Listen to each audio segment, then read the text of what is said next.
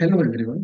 आप में से बहुत बच्चों का मेरे पास मैसेज आया। बहुत बच्चे मेरे को बोले कि सर क्लास 12 के सीबीएसई सिलेबस में नेशनल इनकम अकाउंटिंग में हम लोग स्ट्रगल कर रहे हैं। तो मैंने भी सोचा कि चलो इसके ऊपर एक वीडियो बना दिया जाए। तो नेशनल इनकम अकाउंटिंग के अंदर तीन अलग अलग मेथड्स है।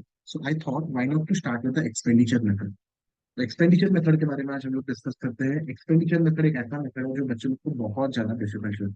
So I thought of breaking down the concept into some smaller and easy to understand way. So start करते हैं ये lecture with the definition of national income. Before doing the expenditure method, आगे ये तो समझ लो national income होता क्या है। नेशनल इनकम का मतलब होता है कंट्री का वेल्थ। देश में कितना वेल्थ है, या फिर एक और सरल भाषा में अगर इसको बोला जाए तो नेशनल इनकम देश भर में कितने रुपए का गुड्स एंड सर्विसेज को मैन्युफैक्चर किया जा रहा है, किसके द्वारा, नॉर्मल रेसिडेंट के द्वारा with in the domestic boundary और आउटसाइड। तो देश के जितने भी नॉर्मल रेसिडेंट है एक साल के अंदर, भले ही वो देश के अंदर हो या देश के बाहर हो, कितने रुपए का final goods and services manufacture करते हैं, नेशनल इनकम मेरे को ये बोलता है। तो सर ये जरूरी क्यों है? ये जरूरी इस वजह से है क्योंकि ओवरऑल देश का हेल्थ क्या है, फाइनेंशियल हेल्थ क्या है, किसी एक पर्टिकुलर ईयर में नेशनल इनकम से पता चलता है। आपका हेल्थ कैसा है आपको कैसे पता चलता है? यूजिंग थर्मोमीटर और may be blood pressure machine. देश का हेल्थ कैसा है हम लोग को कैसे पता चलता है? With the help of national income accounting. Basic purpose क्या है सर नेशनल इनकम अकाउंटिंग को निकालने का? To know that what is the aggregate output. देश भर में टोटल कितने रुपए का आउटपुट हम लोग बनाए, या देश का इनकम कितना है।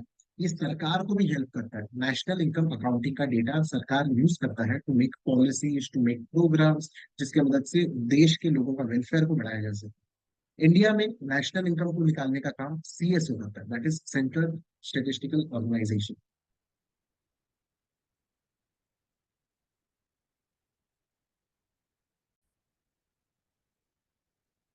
नेशनल इनकम को निकालने का देयर आर थ्री वेज। सबसे पहला तरीका होता है वैल्यू एडेड मेथड। दूसरा तरीका होता है इनकम मेथड। एंड तीसरा तरीका होता है एक्सपेंडिचर मेथड। तो जैसे मैंने आपको वीडियो के बिगिनिंग में भी बोल दिया था, आज के क्लास में हम लोग डिस्कस करने वाले हैं अबाउट एक्सपेंडिचर मेथड। तो स्टार्ट करते हैं बेटा एक्सपेंडिचर मेथड।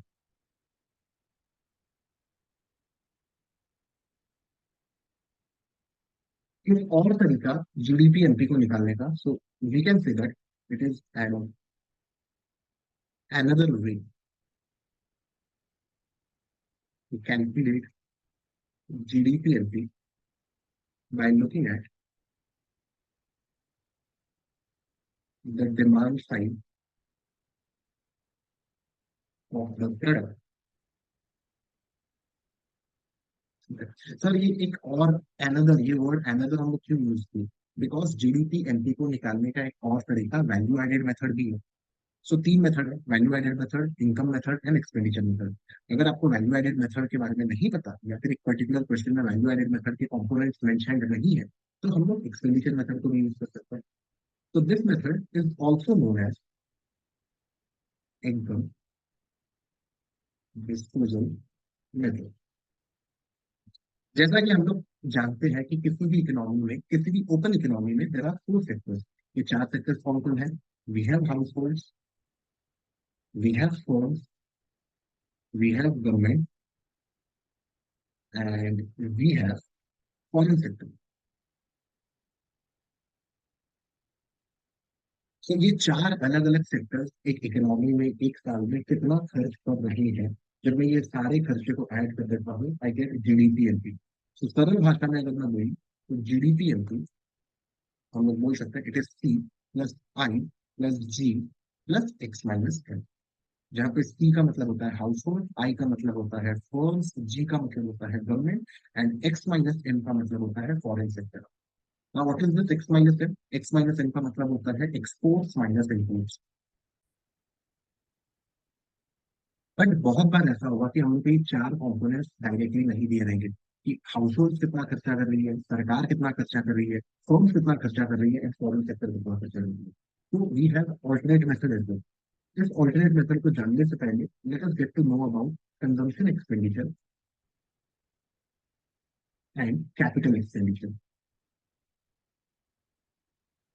कि कंजम्पशन एक्सपेंडिचर क्या होता है। कंजम्पशन एक्सपेंडिचर ये वो सारा खर्चा है जो हम लोग के वॉन्ट्स को डायरेक्टली सेटिस्फाई करते हैं। एक्सपेंसेस ऑन गुड्स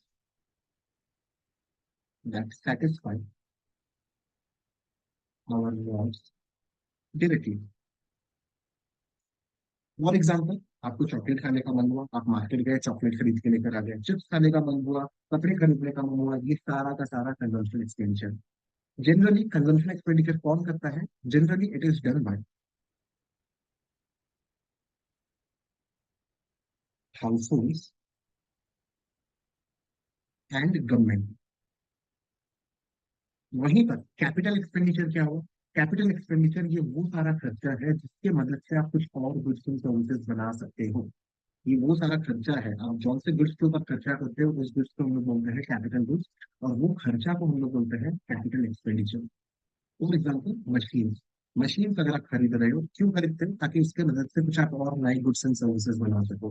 अगर आप बिल्डिंग बना रहे हो, अगर सरकार फ्लाईओवर्स बना रही है, ब्रिजेस बना रही है, जिसके मदद से गुड्स एंड सर्विसेज को प्रोड्यूस किया जा सकता है, उसको हम लोग बोलते हैं capital expenditure. So expenses on goods that helps to produce goods and services. इसके एग्जाम्पल क्या हो जाएंगे? इसके एग्जाम्पल हो जाएंगे मशीन्स, इसके एग्जाम्पल हो जाएंगे ब्रिजेस, इसके एग्जाम्पल हो जाएंगे हाउसेस, इसके एग्जाम्पल हो जाएंगे फ्लाईओवर्स, एसेट्रा। और जनरली ये खर्चा कौन करता है? ये खर्चा एक इकोनॉमी में हाउस होल्ड भी करता है, सरकार भी करती है, और फर्म्स भी करती है। So now that we have got to know about consumption expenditure and capital expenditure, तो हम लोग बनाते हैं अपना मॉडल, एक alternate way to find out the national income और GDP using the expenditure method.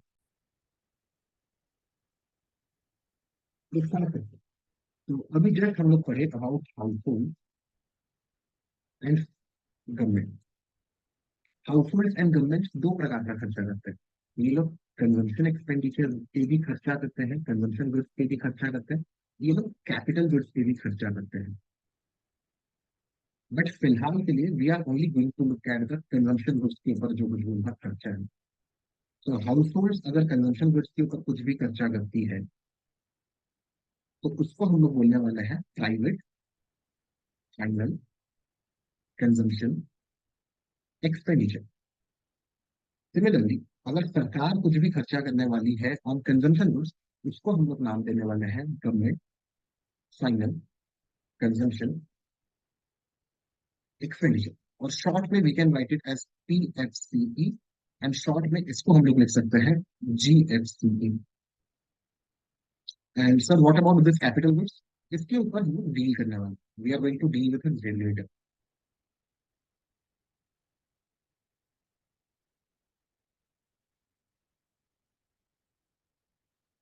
Okay बच्चा, ये क्लियर है? तो आते हैं ऑल्टरनेट वे में। तो जीडीपी इनको according to the expenditure method, इसको हम लोग तीन अलग अलग पार्ट्स में डिवाइड कर सकते हैं। We can say that there are some consumption expenditures.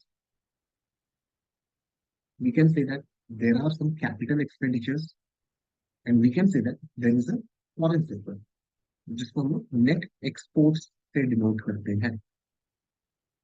तो कंजम्पशन एक्सपेंडिचर अभी अभी हम लोग पढ़े कि दो जन करते हैं, कौन कौन? एक होता है हाउस होल्ड, दूसरा होता है सरकार।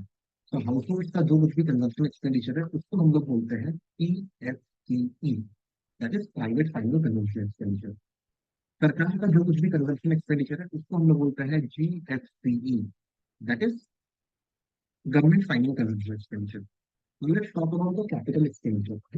So capital expenditure, we can say that we have GDCF. Now sir, what is GDCF?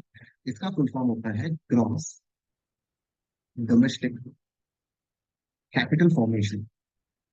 अब अगर जिन बच्चों को डाउट लग रहा है सर ये कैपिटल फॉर्मेशन क्या होता है, ग्रॉस का मतलब क्या होता है, डोमेस्टिक का मतलब क्या होता है, तो नीचे जाइए कमेंट सेक्शन में लिखिए, and if I get good response I make another video.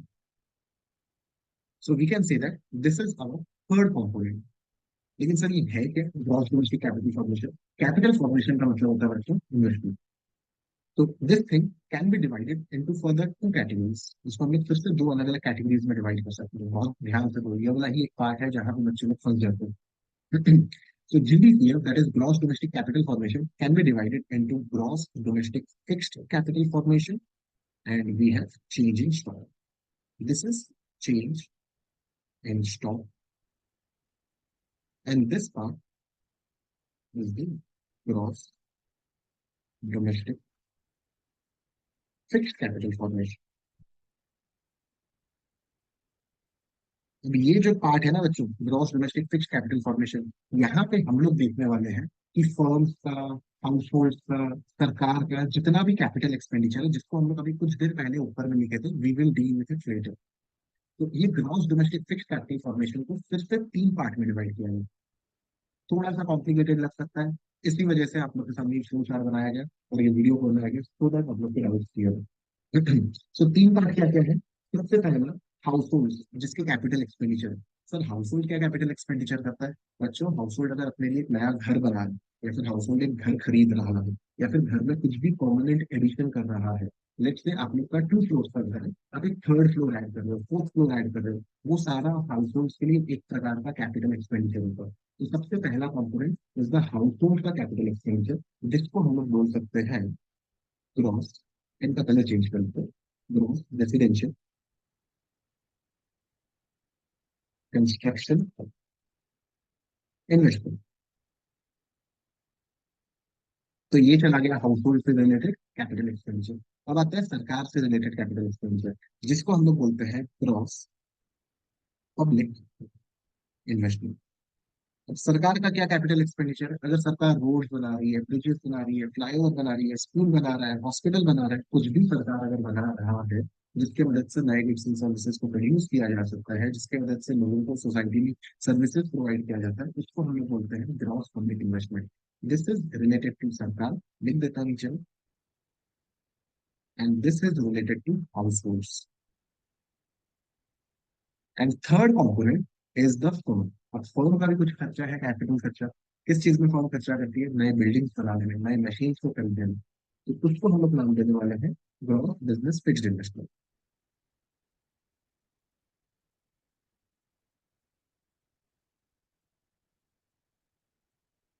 और ये किससे रिलेटेड है? ये अपना फर्म से रिलेटेड है। सो ये पार्ट खत्म। Gross domestic capital formation highlight कर लेते हैं, क्या क्या हम लोग का तीन कॉम्पोनेंट्स अब तक हम लोग डिस्कस किए हैं। Private final consumption expenditure, government final consumption expenditure, gross domestic capital formation, जिसमें दो पार्ट को डिवाइड किया गया, gross domestic fixed capital formation and change in stock. Gross domestic fixed capital formation को फिर से अपने लोग तीन पार्ट में डिवाइड किए हैं, that is gross residential construction investment, gross public investment and gross business fixed investment. So this is the full form and this is the full. Now sir, what about change in stock? Change in stock को हम लोग निकालते हैं closing stock